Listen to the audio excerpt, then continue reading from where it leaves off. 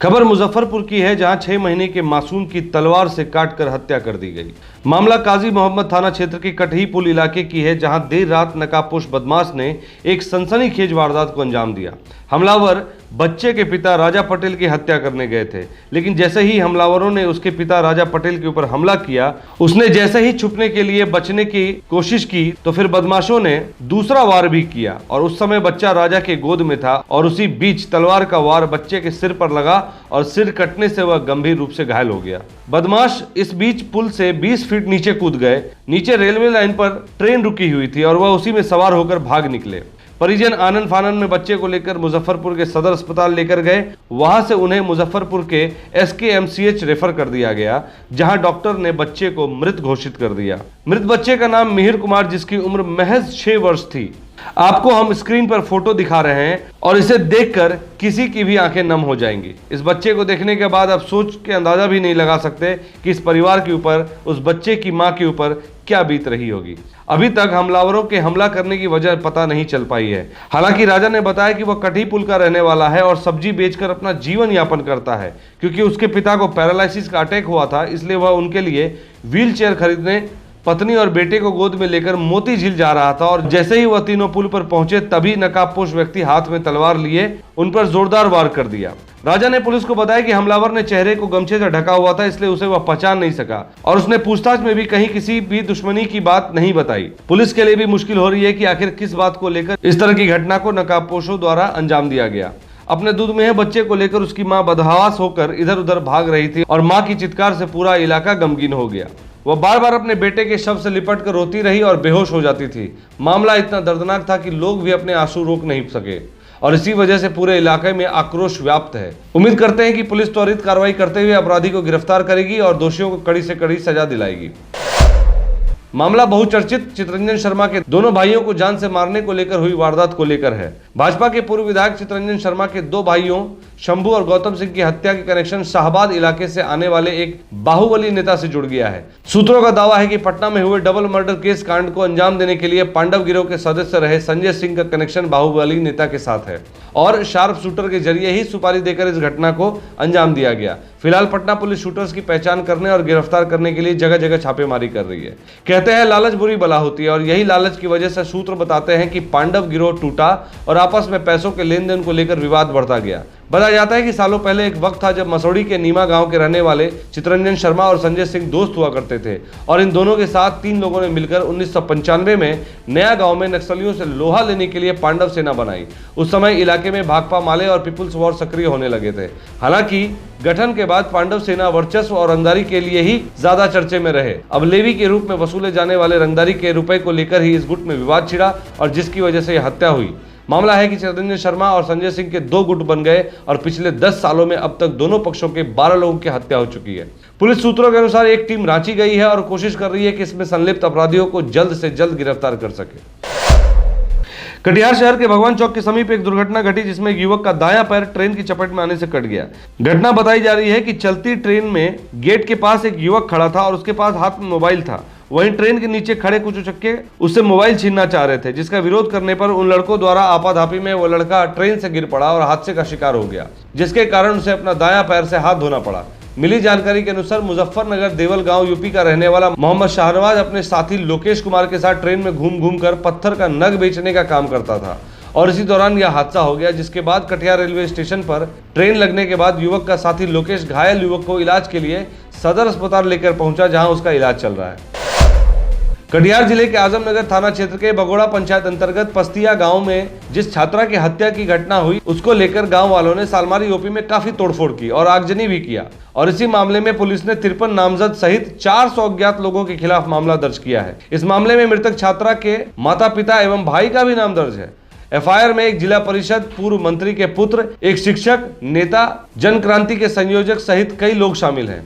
खबर है कि जिस छात्रा की हत्या हुई थी, उसे कटिहार से पोस्टमार्टम के बाद घर लौटने के क्रम में मृतका के शव को लेकर कॉलेज चौक पर हंगामा किया जा रहा था। पुलिस ने जो FIR दर्ज की है उसमें कहा गया है कि लोगों ने नेताओं के साथ भीड़ को उकसाने के सहित कई ऐसे वारदात किए जो नहीं करना चाहिए और अब इस FIR की कॉपी सोशल मीडिया पर भी वायरल हो रही है।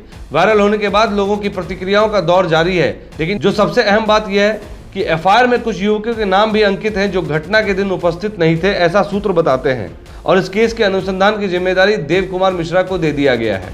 वहीं सालमारी बाजार के व्यावसायिक वर्ग के लोगों ने सीसीटीवी फुटेज के आधार पर दोषी लोगों पर कार्रवाई करने हेतु केस वापस लेने की मांग जिला अधिकारी उद्यन मिश्रा से की है।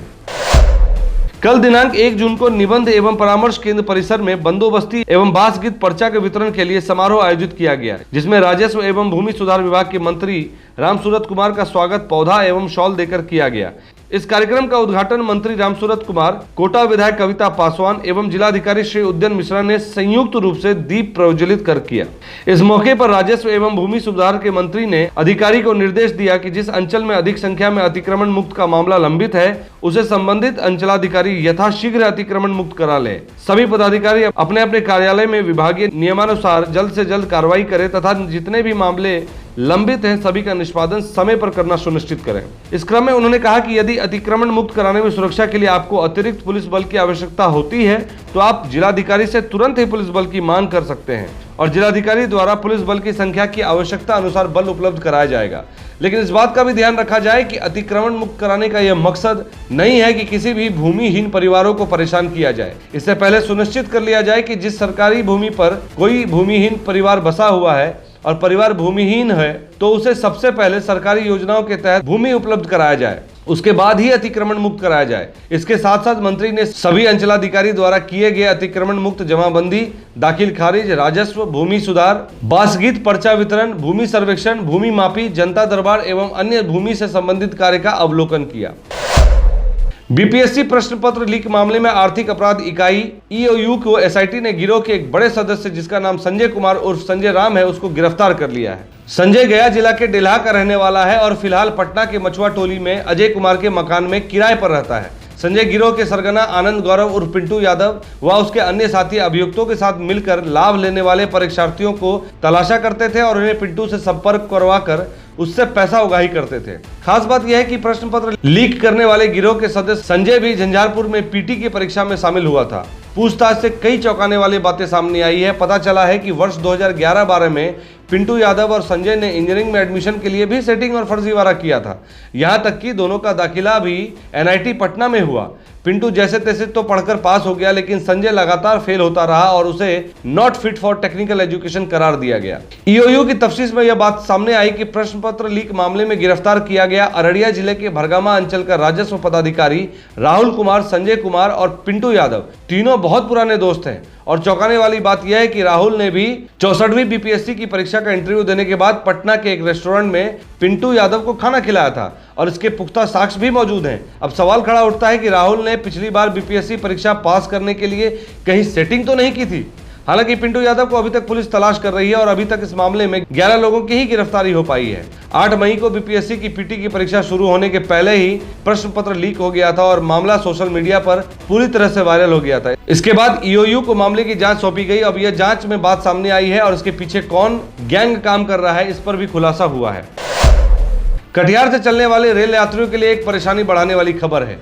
रेलवे इंफ्रास्ट्रक्चर को और बेहतर बनाने के लिए रेलवे द्वारा विभिन्न स्थलों पर ट्रैफिक ब्लॉक किए जाएंगे। इस बात की जानकारी उत्तर रेलवे के मुख्य जनसंपर्क अधिकारी श्री दीपक कुमार ने उपलब्ध कराई है। जानकारी के अनुसार ब्लॉक की वजह से कई रेलगाड़ियां प्रभावित होंगी। खास करके जिन रेलगाड़ियों के बारे में बताया गया है उनमें से 2 जून से 10 जून तक 15708 अमृतसर कटिहार आम्रपाली एक्सप्रेस रद्द रहेगी। तो जिन यात्रियों ने भी 2 जून से 10 जून तक अपना टिकट करा रखा है आम्रपाली एक्सप्रेस में, वो कृपया इस बात की जानकारी अपने अन्य लोगों से भी साझा करें और देख लें कि उनके पास ट्रैवल करने के लिए और क्या विकल्प हो सकता है।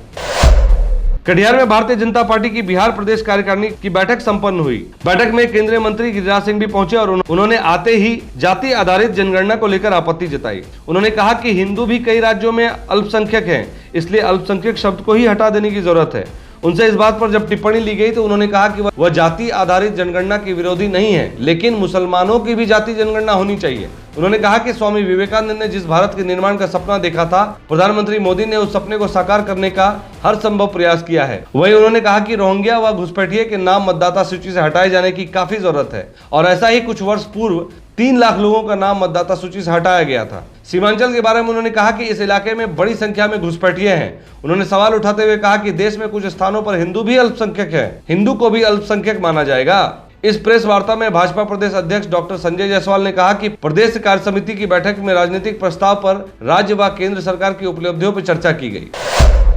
पूर्णिया में गुरुवार को कुछ अपराधियों द्वारा एक चालक को गोली मार दी गई। घटना जिले के भवानीपुर थाना क्षेत्र अंतर्गत भवानीपुर से 5 किलोमीटर की दूरी पर भुरकुंडा पुल पर हुआ, जहां 3 अज्ञात बाइक सवार अपराधियों ने कार को रोककर चालक को कंधे में गोली मार दी। हालांकि कार में सवार कार मालिक बाल बाल बच गए, लेकिन इस घटना के बाद पूरे इलाके में तनाव बढ़ गया। जख्मी ड्राइवर ने गोली लगने के बाद भी हिम्मत नहीं आ रही और कार चलाकर बगल के गांव में पहुंच गया।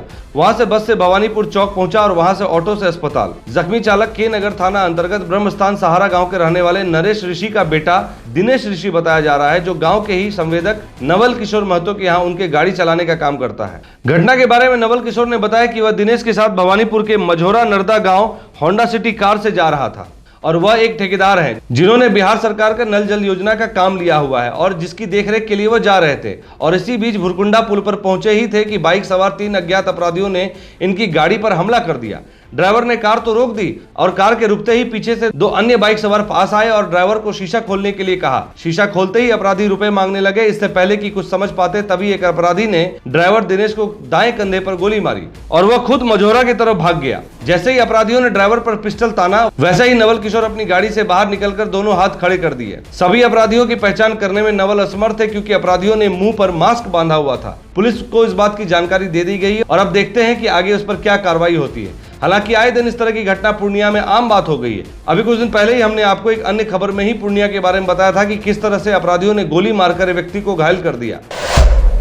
अररिया जिले के 2 युवकों ने जिले का नाम रोशन किया है। देश की सबसे बड़ी प्रतियोगिता परीक्षा में सफलता हासिल कर उन्होंने यूपीएससी की परीक्षा में 85वां और दूसरे ने 505वां रैंक प्राप्त किया है। इस बात को लेकर कलवार समाज के लोगों ने फारबिसगंज अनुमंडल स्थित सेवगंज निवासी आशीष कुमार भगत और खवासपुर के सोनू कुमार को ढेरों बधाइयां दी हैं। यह वाकई में जिले वासियों के लिए खुशी की बात है कि उनके बीच का युवक अब भारत राष्ट्र के निर्माण में सहयोग देने जा रहा है। खबरों में बने रहने के लिए हमारे साथ जुड़े रहें और देखते रहें BMW न्यूज, जो है सिर्फ सच के साथ। धन्यवाद। हमारा वीडियो अगर आपको अच्छा लगा हो तो आप हमारे वीडियो को शेयर करें, लाइक करें, हमारे चैनल को सब्सक्राइब जरूर करें। धन्यवाद।